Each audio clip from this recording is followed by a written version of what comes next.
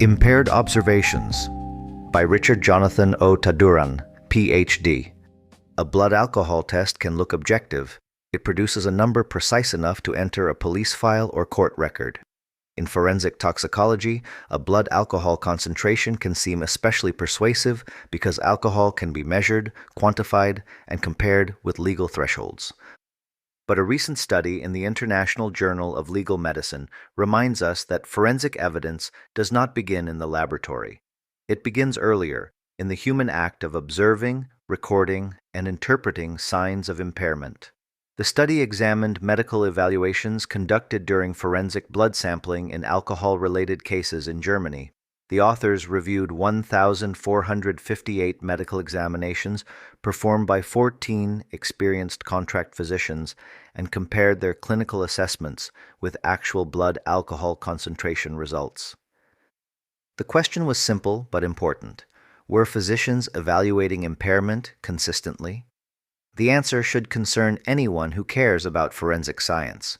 Even before the blood reached the laboratory, bias had already entered the process. The first filter.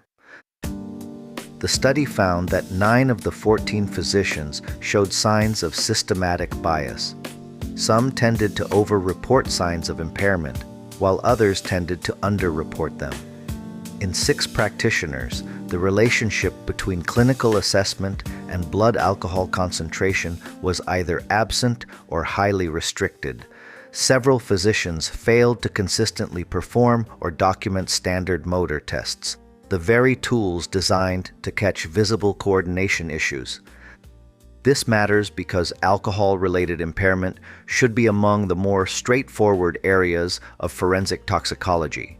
Unlike many drugs, alcohol has a relatively predictable biological relationship with measurable concentration.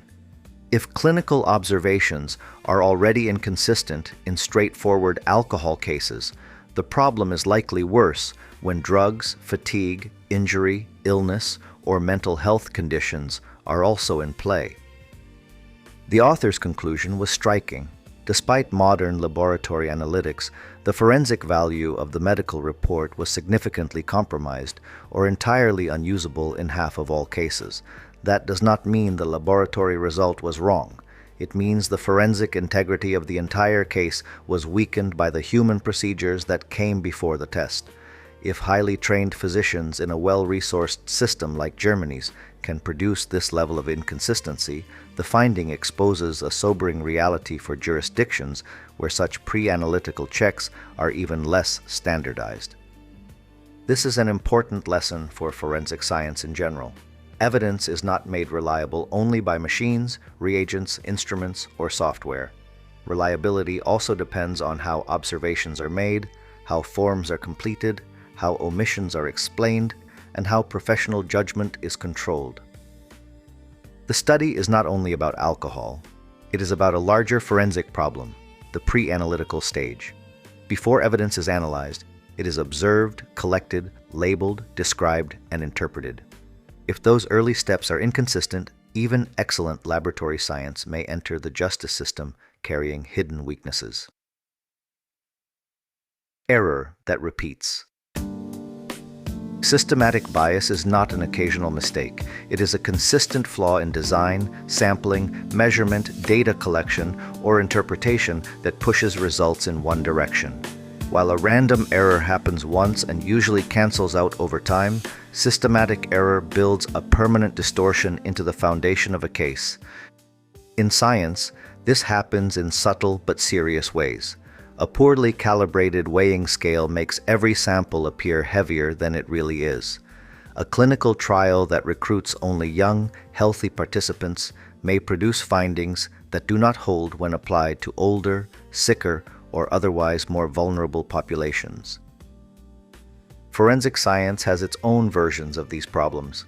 A breathalyzer or laboratory instrument that is not properly calibrated may produce consistently distorted results.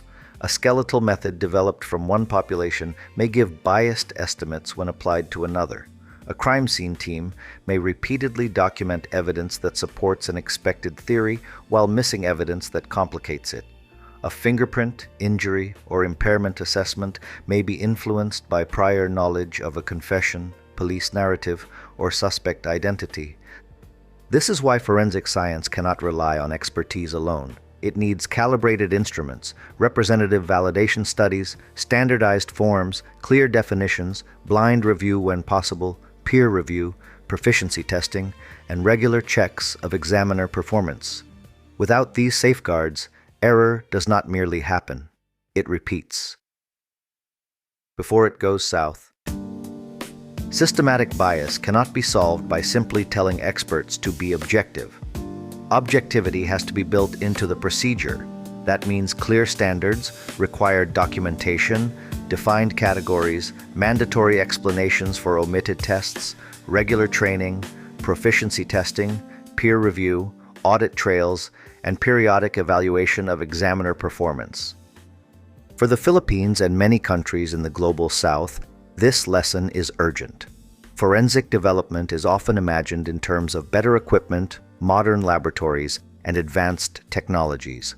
These are necessary, but they are not enough. A precise machine cannot correct an inconsistent observation.